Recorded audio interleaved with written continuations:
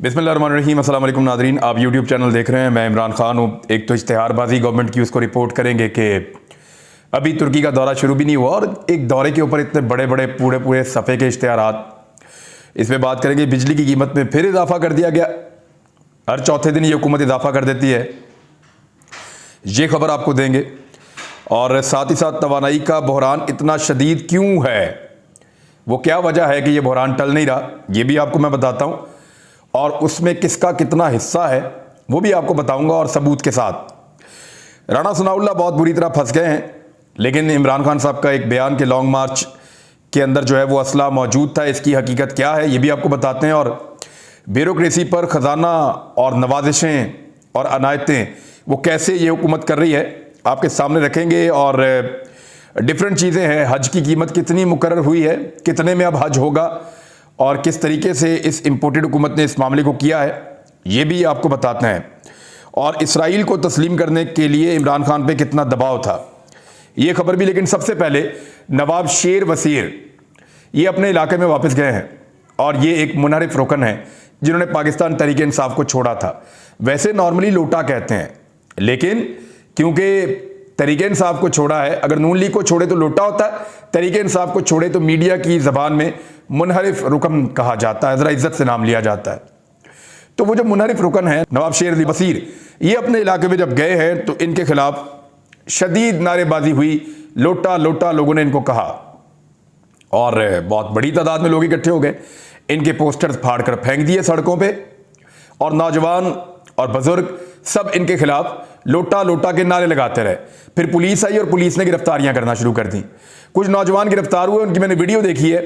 वो पुलिस की गाड़ियों के अंदर भी बड़े खुश खुश जा रहे हैं।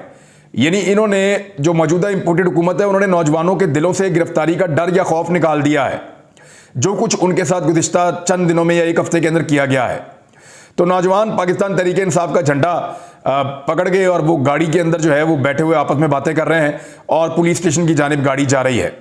तो ये एक लोटा अपने इलाके में पहुंचा और लोगों का उसको इस्तकबाल जिस तरह का लोग दे रहे हैं या जिस तरह के नारे लगा रहे हैं वो आपके सामने है। दूसरी जानिब ये हुकूमत तुर्की का एक दौरा कर रही है। शहबाज शरीफ साहब 54 अफराद को लेकर तुर्की के दौरे पर जा रहे हैं और तुर्की के साथ ये क्या करेंगे, क्या तय करेंगे, कोई फार्मूला नहीं दिया गया। ना पार्लियामेंट को बताया गया, ना मीडिया को बताया गया, ना हमें आगाह किया गया कि कौन सी चीजें जो वो तुर्की के साथ तय करने जा रहे हैं। सिर्फ और सिर्फ अपनी इमेज बिल्डिंग करने के लिए तुर्की का दौरा करने शहबाज शरीफ साहब जा रहे हैं और इमेज बिल्डिंग के चक्कर में भी 54 अफराद का काफिला वो तुर्की में साथ लेकर जा रहे हैं। माजी में जब वजीर आला पंजाब थे तब भी उनको बड़ा शौक था तुर्की जाने का। उनके जो एक बेटे हैं वो तुर्की के साथ कोई कारोबार वारोबार भी करते रहे हैं। तो बजाय इसके कि पैसा खर्च किया जाता अवामी फलाह बहबूद पे, पैसा कहां खर्च किया जा रहा है, वजीर आजम हाउस पे, बड़ी बड़ी दावतों पे पैसा खर्च किया जा रहा है, अखबारात को दिए जाने वाले इश्तिहारात पे, जो करोड़ों रुपए के इश्तिहारात इन्होंने सिर्फ एक दिन में इस हुकूमत ने लगाए हैं। हालांकि अभी एक दिन पहले वजीर मुमलिकत मलिक साहब फरमा रहे थे, मुसद्दिक मलिक, कि इस हुकूमत के पास जहर खाने तक के भी पैसे नहीं हैं। मेरे ख्याल में जहर तो बहुत सस्ता मिल जाता है इन करोड़ों रुपए के इश्तिहारों की जगह। बहरहाल जिनके पास जहर खाने के पैसे नहीं हैं वो करोड़ों रुपए के इश्तिहारात लगा रहे हैं अखबारात में, आधे आधे सफ़े के, और फिर उन्हीं इश्तिहारात की बुनियाद पे अखबारात में मनपसंद खबरें भी लगवा रहे हैं और साथ ही साथ 54 अफराद का काफिला लेकर तुर्की के दौरे पर भी जा रहे हैं। पता नहीं तुर्की में इन्हें क्या मिलेगा या कितने अरब डॉलर इनको तुर्की से मिलेंगे, ये तो जब वापस आएंगे तब पता चलेगा। बिजली की कीमत में एक दफा फिर इजाफा किया है। मैं आपको बता देता हूं कि कितना इजाफा हुआ बिजली की कीमत में। तो ये आपके लिए एक और बुरी खबर है। बिजली की कीमत में 4 रुपए फी यूनिट का इजाफा मजीद कर दिया गया है। अब ये एक 5वां इजाफा हो गया है, फिर एक इजाफा होगा 1 जुलाई से कहा जा रहा है कि 8 रुपए यूनिट का। ये जब हुकूमत बन रही थी तो मिफ्ता इस्माइल का कहना था कि हम बिजली की कीमत आधी कर देंगे। जब से ये हुकूमत बनी है इन्होंने बिजली की कीमत तकरीबन दुगनी कर दी है। तो आधी करने की बजाय दुगनी कर देना, ये इस एजेंडे के तहत हुकूमत में आए थे। अब वजह क्या है कि ये बिजली नहीं बना रहे। इस वक्त जो बिजली का शॉर्टफॉल है या जो बिजली की कमी है इस वक्त पाकिस्तान में वो 7000 मेगावाट है। 7,000 मेगावाट की कमी है। पाकिस्तान में जो बिजली की तलब है वो 28,000 मेगावाट है और जो बिजली पैदा की जा रही है वो 21,000 मेगावाट पैदा की जा रही है, यानी 7,000 मेगावाट की कमी है। और इस वक्त पाकिस्तान के में जो कैपेसिटी है बिजली बनाने की वो 30,000 मेगावाट से ज़्यादा की है। तो पाकिस्तान बिजली बना क्यों नहीं रहा? हालांकि इस हुकूमत ने दावा किया था कि ईद वाले दिन से लोड शेडिंग जीरो हो जाएगी पाकिस्तान पूरे में। 1 मई का इन्होंने वादा किया था। 1 मई तो चला गया, मई का पूरा महीना गुजर गया। ये बिजली की जो पैदावार है वो कर ही नहीं पाए। लोड शेडिंग को जीरो करना तो दूर की बात है, एलानिया लोड शेडिंग भी नहीं कर पाए और गैर एलानिया लोड शेडिंग हो रही है। लोड शेडिंग की सूरत हाल ये है कि 12-12 घंटे 10-10 घंटे लगातार शहरों में लोड शेडिंग हो रही है। देही इलाकों में 14 से 16 घंटे या इससे ज्यादा भी लोड शेडिंग हो रही है। यह सूरत हाल पैदा कर दी है पाकिस्तान के अंदर इंपोर्टेड सरकार ने। वजह क्या है?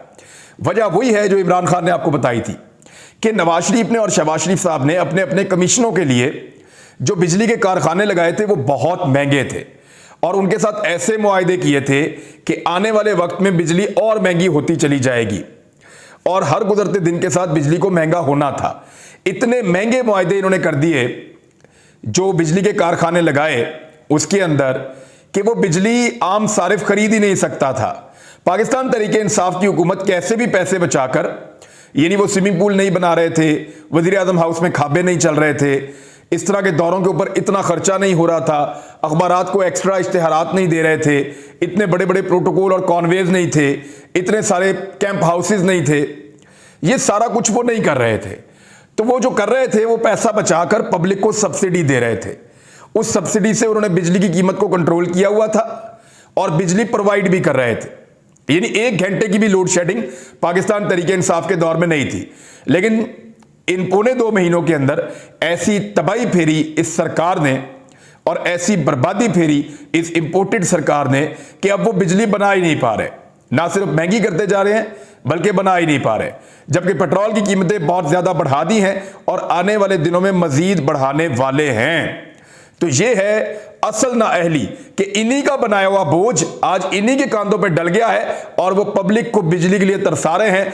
अपनी इनकी लोड शेडिंग नहीं होती, डबल ग्रिड से बिजली लेते हैं, उधर की जाती है तो इधर की आ जाती है और साथ ही साथ जनरेटर लगाए हुए हैं बहुत बड़े बड़े। खुद तो बहुत पैसा है जो इन्होंने बनाया इस मुल्क में, तो खुद तो ये लोड शेडिंग से बच जाते हैं, लेकिन आम आदमी की जिंदगी को इन्होंने अजाब बनाकर रख दिया है। मैंने आपको बताया कि वजीर दाखिला राणा सनाउल्लाह एक बहुत बड़ी मुसीबत में फंस गए हैं।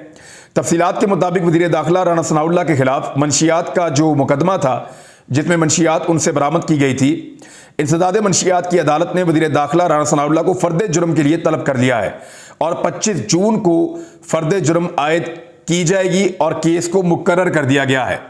इंसदाद मंशियात की अदालत ने गुज़िश्ता समात का तहरीरी हुक्मनामा जारी कर दिया जिसमें राणा सनाउल्लाह की प्रॉपर्टी और बैंक अकाउंट्स खोलने की दरखास्त पर जवाब तलब कर लिया गया है। यानी ये जो खोली गई हैं चीज़ें कैसे खोली गई हैं, लाओ जवाब दो।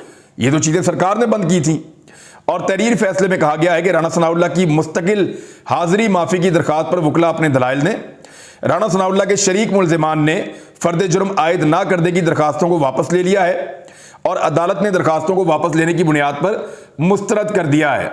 इसके बहुत सारे फैक्ट्स हैं, लेकिन एक मैं आपको बता देता हूं कि ANF के जराए ने यह बताया है कि एक गिरफ्तार स्मगलर ने दौरान तफ्तीश ये इंकशाफ किया था कि राणा सनाउल्लाह की जानिब से मंशियात की स्मगलिंग में मदद की जाती है और वो इस नेटवर्क का हिस्सा है।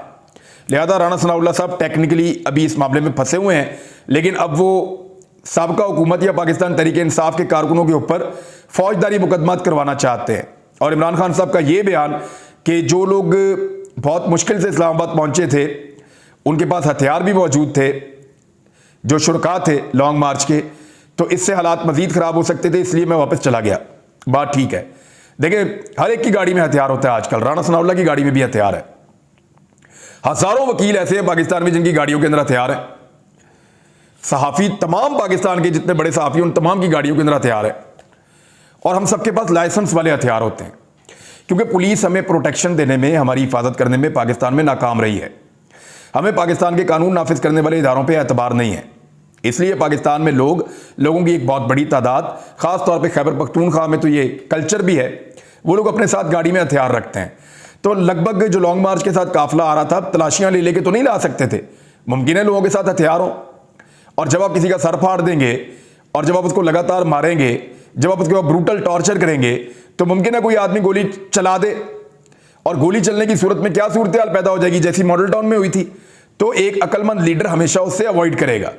जैसा कि इमरान खान साहब ने बताया कि उनके पास जितने सिक्योरिटी के लोग थे, क्योंकि इसमें सूबाई वज़रा भी थे, वज़ीर आला भी थे और उनके बहुत करीबी दूसरे लोग भी थे, तो उन सबके साथ अपनी अपनी सिक्योरिटी के गार्ड्स थे, उनके पास भी हथियार मौजूद थे। अब ये बड़ी नाजुक सूरत हाल थी। इमरान खान साहब को लगा कि पाकिस्तान की फौज को और पाकिस्तान की आवाम को आमने सामने लाने की एक साजिश की जा रही है। उन्होंने साजिश नाकाम बनाने के लिए वहां से डी चौक को छोड़ देना मुनासिब समझा और अपनी जिद छोड़ दी, अपनी जद्दोजहद फिलहाल छोड़ दी कि इस मौका पर अगर गोली चल गई या खुदा न खास्ता हालात खराब कर दिए गए, क्योंकि वहां पे गुल्लू भट्ट भी मौजूद थे, इस तरह के लोग भी थे जो गाड़ियां तोड़ रहे थे, इंस्टिगेट कर रहे थे, चीजों को आग लगा रहे थे, पुलिस वाले खुद ये कार्रवाइयां डाल रहे थे, तो किसी को भी गुस्सा आ सकता है, कोई भी रद्द-ए-अमल हो सकता है।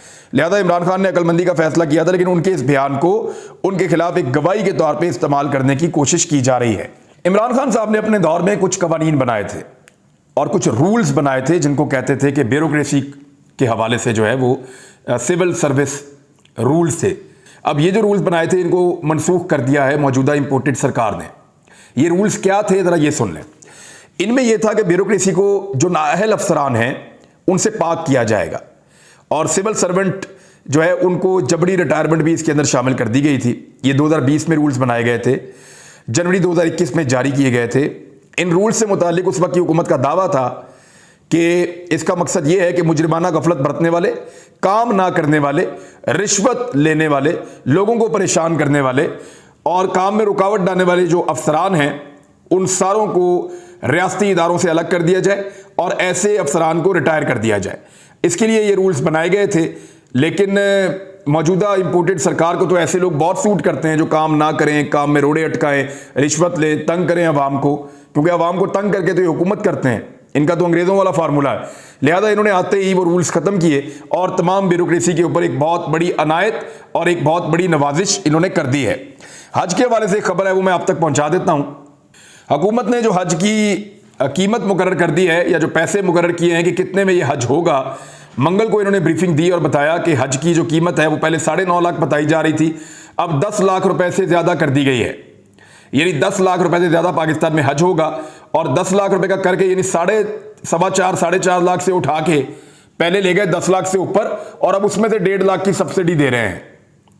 यानी वहां से भी पैसे खाने का इरादा है, वहां से भी मौज करने का इरादा है। तो इस तरीके की वारदात पाकिस्तान के अंदर ये जमातें डालती हैं। यानी जब हज 4-4.25 लाख का था तो इमरान खान को कहा गया कि इस्लाम के खिलाफ है और यहूदियों का एजेंट है। आज हज को 10 लाख से ऊपर कर दिया है और वो कह रहे हैं कि जनाब ये तो बिल्कुल हमने ठीक काम किया है, इस्लाम की खिदमत है।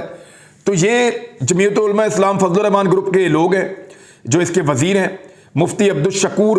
उन्होंने कहा जी कि अगर इमरान खान की हुकूमत होती तो 11 लाख का हज हो जाता। और भाई होती तो होता तो देखा जाता ना। अब तो आपने हज कर दिया 10 लाख रुपए का, तो इसका जवाब आपको कौम को देना पड़ेगा। इमरान खान साहब ने कहा कि उनके ऊपर यह दबाव था कि इसराइल को तस्लीम किया जाए। ये उन्होंने मुझे भी बताया था बहुत पहले, एक प्रोग्राम के अंदर भी उन्होंने तस्करा किया था। मैंने इसके ऊपर एक वीलॉग किया था, रबीउल अव्वल के महीने में गालिबन मैंने किया था, एक वीलॉग किया था। उस पर मेरी बड़ी ले दे हुई थी और बहुत सारी जगहों से मुझे टेलीफोन कॉल्स आई थी और काफ़ी मैंने झेला था उस वीलॉग को। वो आप अभी जाकर देख सकते हैं, जिसमें बताया था कि इमरान खान साहब के 10 ऐसे इख्तलाफात जो उनके होते रहे हैं पाकिस्तान के ताकतवर हलकों से। बहरहाल इमरान खान साहब ने वाकई बात ठीक की है, क्योंकि मैंने उस वीलॉग में ये कहा था और मैंने उसको भुगता भी था, बाद में उसके नताइज भी मैंने भुगते थे। इमरान खान साहब के ऊपर वाकई दबाव था और इसका इंकशाफ इमरान खान साहब ने किया है। उन्होंने कहा कि हमारी हुकूमत में थे तो इसराइल को तस्लीम करने के लिए दबाव था। अमेरिका के ज़ेर असर लॉबी मुस्लिम ममालिक से रियासत को तस्लीम कराना चाहती है। नए आर्मी चीफ की तैनाती से मुतालिक कभी नहीं सोचा, नहीं मालूम नया आर्मी चीफ कौन होगा। तो इमरान खान साहब ने क्लियरली कहा कि बिल्कुल था और अभी उन्होंने ये भी कहा कि मैं अभी नहीं बताना चाहता कि मुझे किस किस ने और कैसे कैसे ये दबाव डाला था। उस वक्त भी इमरान खान साहब ने ये ज़रूर मुझे बताया था और मेरे पास बतौर एक अमानत ये चीज़ मौजूद है कि जो लोग इमरान खान साहब पे ये दबाव डाल रहे थे, और मैं जानता हूँ कौन लोग हैं और वो क्या चाहते थे इसराइल को तस्लीम करवाने के लिए। और इसके अंदर कौन कौन मुलव्वस था मैं जानता हूं, लेकिन कुछ चीज़ें अमानत होती हैं आपके पास, आप उसमें ख़यानत नहीं कर सकते। बहरहाल इमरान खान साहब खुद ही जब दिल करेगा तो वो बता देंगे, मैं तो इसके बारे में नहीं बताने वाला। तो एक दबाव उन पे था, उन्होंने कहा Asif Ali Zardari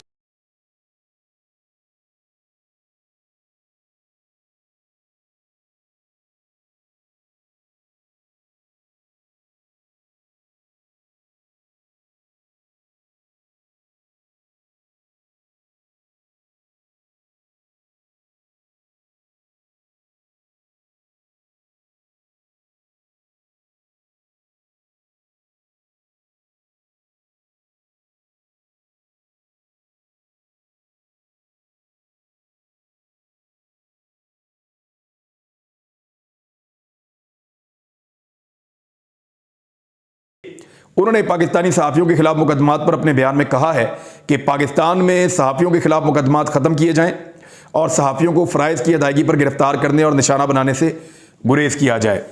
committee to protect journalist ने हरासानी को आज़ादी इजहार और आज़ादी प्रेस के खिलाफ करार दिया है। इसमें जो उनके नुमाइंदगान हैं वो भी उन्होंने अपने स्टेटमेंट जारी किए हैं, जबकि नाम लिए गए सहाफ़ियों के कि मेरा इमरान रियाज खान, अरशद शरीफ, साबर शाकिर, समी इब्राहिम के खिलाफ मुकदमात ने आज़ादी सहाफ़त को फ़रोग देने के बयानात की कली खोल दी है। स्टीवन बटलर जो हैं वो उन्होंने कहा कि मियाँ शहबाज शरीफ की जानिब से वज़ीर आज़म का ओहदा संभालने के बाद ऐलान किया गया था कि हुकूमत मुल्क में आज़ादी सहाफ़त और आज़ादी इज़हार राय की पूरी ज़मानत देगी, लेकिन ऐसा नहीं हुआ और जिस किस्म के मुकदमात दर्ज किए गए हैं ये सहाफ़ियों के खिलाफ इंतकामी कार्रवाइयाँ हैं जिनका इनको निशाना बनाया जा रहा है। बहरहाल मैं इन सहाफ़ियों से मिला हूँ कल सारों से, यहाँ पे इस्लामाबाद में पेशी थी, उसके बाद भी हमारी मीटिंग हुई है। बड़े कमिटेड है सारे और किसी किस्म की लचक दिखाने को तैयार नहीं है। वो सारे ये कह रहे हैं कि this is for the sake of Pakistan, not for any political party. ये पॉलिटिकल पार्टीज अपनी अपनी सियासत करती रहेंगी, पीटीआई, पीएमएलएन, पीपल्स पार्टी सारे, लेकिन हम जो बात कर रहे हैं वो पाकिस्तान के लिए कर रहे हैं जो पाकिस्तान को सूट करती है, और हम अपनी बात से पीछे नहीं हटेंगे। जितने मर्जी पर्चे कराओ, जितना मर्जी दबाव डालो। अब तक के लिए इतना ही। अपना ख्याल रखिएगा, अपने इस चैनल का भी। अल्लाह हाफिज़।